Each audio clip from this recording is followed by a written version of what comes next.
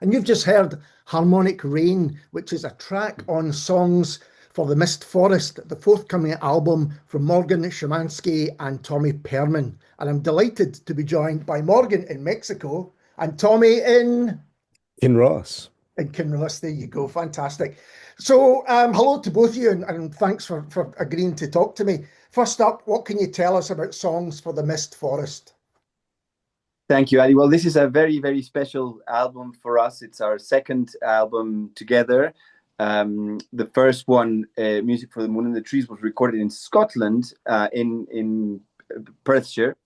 And we used sounds of nature. So we recorded twigs, we recorded bees, we recorded bats. And Tommy creates all these wonderful samples from these sounds. And I composed most of the melodic material on the guitar, and that's how that album was born, which was a bit of an experiment. We didn't really know what was going to come out of it. However, this time round, I think we had a clear idea of what was going to come out of the recordings we made in my hometown, Valle de Bravo, which is in a very peculiar geographical situation, and it's called a mist forest. It's a very fragile ecosystem, and unfortunately, due to human development, it's losing a lot of its original qualities through deforestation, through the incorrect usage of water, and we have here many species that are in extinction, including a little lizard called the abronia. And so Tom and I were invited to compose the music for a documentary about the abronia. It's a very beautiful little colored lizard, and it lives on trees, and it feeds off orchids and all sorts of interesting plants that grow on the trees. That's why it's called the mist forest. It's because trees here are covered in other plants. Yeah. And the tree itself becomes an ecosystem, but it depends on certain levels of humidity, and through global warming, these levels of humidity are changing. They're very, very fragile. And so all these species of insects and animals are on the brink of extinction here. And so Tom and I decided to do something about this, inspired on the material we recorded for this documentary, which is called El Dragón de los Bosques de Niebla, the Dragon of the Mist Forests. It's a very interesting documentary. It's available on YouTube. And I recorded all the sounds. I recorded the river here. We recorded birds, bamboo, all sorts of interesting things. And then I was on tour in the UK and visited Tom, and we composed all the guitar material over there. So it's a sort of brother or continuation of Music for the Moon and the Trees. But this time round, it's about Mexico, and it's about Valle de Bravo and the mist forests here. Fantastic. Sounds amazing. And Tommy, as Morgan said, this is the second album together, and they are closely linked. So it might be worth you telling us about the first album and how they link in together. Yeah, sure. So the first album, as Morgan said, was recorded in Scotland, and it was actually the area around where my parents live. There's a beautiful woodland just outside of Kinross, and we'd actually been planning to record in a recording studio. I had it booked, and at the last minute, they cancelled my booking because of some building works needing done. And we racked our brains for another location that we could meet up and record. And my parents said we could go and stay at their place and record. And we decided that would be a much more inspiring location than a kind of windowless recording studio. And so it turned into this spontaneous project where we decided to record the sounds of the woodland and, as Morgan had mentioned, kind of all the flora and fauna. We ended up going outside with a bat recorder, a bat detector at night, and getting the sounds of the bats, and kind of ambient recordings of the bird song. We recorded a lot of the water around there, and like made percussion out of anything that we could find, branches, trees, clapping in the woodland to get the echo of the local environment. And we had such an amazing time making this record. It felt very kind of spontaneous and really based on our friendship, because Morgan and I have known each other since our teenage years in high school in Edinburgh. So yeah, it was quite an unexpected project, that first one, but it was ended up being really successful and kind of really well received, including by yourself. You championed it, so we were really happy with that. Yeah. So the original idea when you had a studio booked was going to be something very different, was it? Yeah, absolutely. We didn't even have an idea. We just thought we would try and get together and see what happened. So as it turned out, the bad luck of not having that recording studio turned into an amazing opportunity. And Morgan, Tommy said, you've known each other for a long time, but are these albums the first time you've worked together, and how did you come to work together musically? They're not. Tom and I went to Broughton High School together. I was a student at the City of Edinburgh Music School back then, and he was already extremely talented. He played the clarinet and was already composing and designing and painting. Tom is one of these people who is very, very clever at many things. And so I try to be good at one thing, which is playing the guitar, but Tom's good at lots of different things. And we formed a band in Edinburgh called Audio Needs, and we did a couple of gigs. We recorded a little CD together. So no, we started working together since we were 16, and we kept in touch. Then Tom went off and did all sorts of projects. He was a member of Found, as you well know. He toured the world, and so did I, but more in a classical. I studied at the Royal College of Music in London, and I'm a concert guitarist, and so I toured the world as well on my side. And we didn't start working together again until Music for the Moon and the Trees. And so, was it something that you'd wanted to do for a long time, Tommy, or was it circumstance that allowed this to happen? It sounds like a kind of happy accident almost, with where you were going to record closing. Yeah, I think it was definitely a happy accident, but I think the two of us did want to find a way to work together, but as Morgan said, our lives had kind of really diverged, and I've got two kids, and Morgan has an incredibly busy touring schedule, and he teaches and all kinds of things. So it really was this lucky quirk of circumstances that led to us being able to work together. And here we are having this international Zoom call. How do you work together? What's the practicalities of recording? Well, this time around, it was a real mix of things. So Morgan sent me an amazing palette of sounds from where he lives. He lives on a ranch and in Valle de Bravo. And he has a portable video and sound recorder, quite a high quality one. And he would send me these video recordings of him recording different things around the ranch and around Valle, all kinds of things. I think he already explained kind of percussive sounds from bamboo and trees, and the greenhouses on the ranch, and the sounds of the amazing bird song there, and sent those recordings to me. And I kind of go through those and edit my favorite bits and kind of begin to think how they might work musically along with the guitar. And then when Morgan was touring in the UK, he managed to set aside just a couple of days to spare. And we packed many, many ideas into those few days and just recorded together. And then I took those recordings away and kind of worked on some more ideas, and we sent them back to Morgan, and we did a lot of this kind of on Zoom, where Morgan would be playing melodies to me and singing ideas, and we'd kind of sketch things out together. I loved it. It's a brilliant process.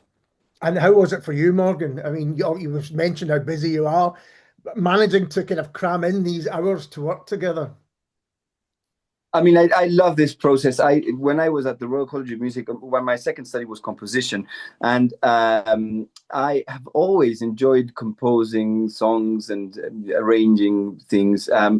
But this is the first time. I have recorded many albums as a classical player, but these two albums with Tom are the first time that I'm able to really explore the idea of composition along with Tom, and I'm just so happy with the results. Some of these tunes are wonderful, and it's hard to describe.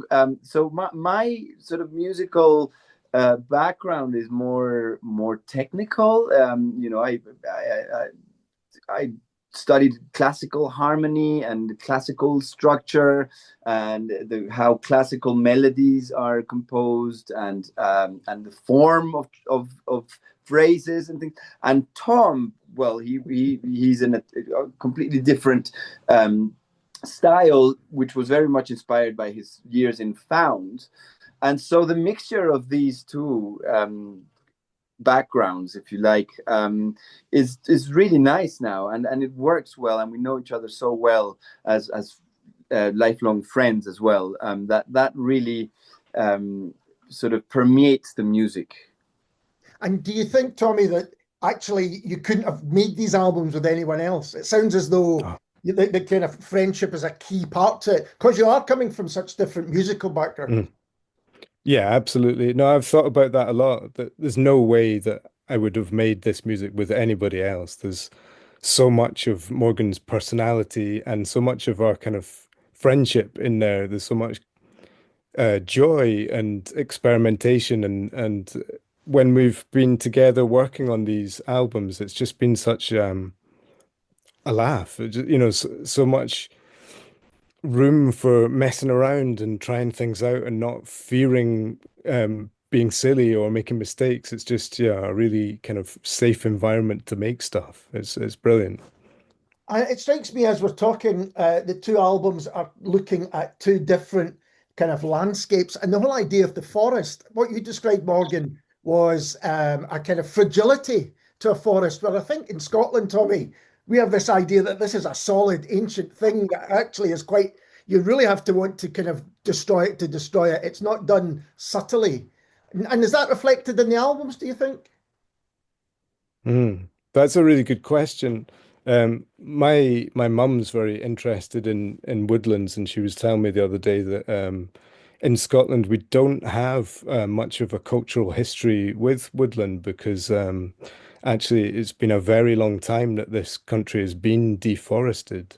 So we do have, I think we have a very different relationship to woodland here than in a lot of other countries, and I'm guessing including Mexico, where it historically has been hugely covered with trees. Yeah, I don't know. That's an interesting one. That's a thinker. I'll have to ponder that more. But Morgan, do you have any thoughts? Well, I mean, I've lived in Scotland and traveled around Scotland, and I think in Scotland, the government has planted forests intentionally, and mostly, I think it's mostly pine. And then suddenly you're traveling by train and you see this big chunk of forest that has been cut down, and I think they sell it commercially, right? So that is what in Spanish is called a monocultivo, a monoculture. I think is what it was happening in Mexico with avocados here. They destroy the forest and they plant just avocados, and that affects the temperature and it affects all sorts of things. So monocultures are not very good for the environment, but I'm not entirely sure if the more ancient forests of Scotland perhaps have more varieties of endemic trees, which is what we have here. We have all these varieties of endemic trees and plants that are being destroyed, and that changes the balance in the ecosystem, and that of course affects insects and affects, I mean, we've spent 7 months without any rain, and it just started raining 3 days ago, and suddenly at night it's covered in fireflies. It's amazing to see at night. And so, you know, these endemic species are still here, and in the first drop of rain they come out, but it's so fragile. If it didn't rain, they wouldn't come out, and they would probably all die. And so it's amazing to be part of this, to live here, and to see how a very, very small change in temperature or in humidity can affect so many species. And monocultures are not good for this at all. You need a very healthy variety of trees and plants to have a healthy ecosystem. Yeah, I guess that's true. And in Scotland, it tends to be kind of protected areas like national parks, where you've still got that variety, because they're not allowed to just flatten them and put the same tree right across. It is interesting. And in the terms of you making music about nature, it seems to me at the moment, and maybe over the last 10 years or more, it's always been there, I know, but there's a lot of interest about exploring themes of nature artistically. Was that kind of a tradition that you wanted to tap into? Morgan, it's funny how Tom and I share this passion for nature, and also it's a family thing. Faye, Tommy's mum, and Ray, his father, also share this passion for plants and nature, and so does my mother. My parents here are very keen ecologists, and I suppose we grew up in these families that share this concern about what's happening with the planet. And me living here now, I share this as well. And I mean, having studied classical music, you know that all these composers have been inspired by bird song, for example. And yes, it is a huge source of inspiration. In one of the tracks, which is called Birds of Paradise, I try and imitate these bird songs on the guitar with the slide. And then in one of the tracks in Music for the Moon and the Trees, we even went into the woods, and I replied to the birds with improvisations on the guitar. So we try to be as close as possible in our own way with our responses to nature and the birds, and also recording different kinds of woods and the different timbre that you get from different kinds of woods. And yes, so we try and be as close to our this material that we recorded. It's the sort of strongest inspiration, really. And I guess if you'd recorded the same place and space the next day, it would have been different again. Absolutely. Kind of, improvisation, kind of nature's improvisation. Exactly. And with that in mind, are you going to be doing any live shows with these albums? Is that possible?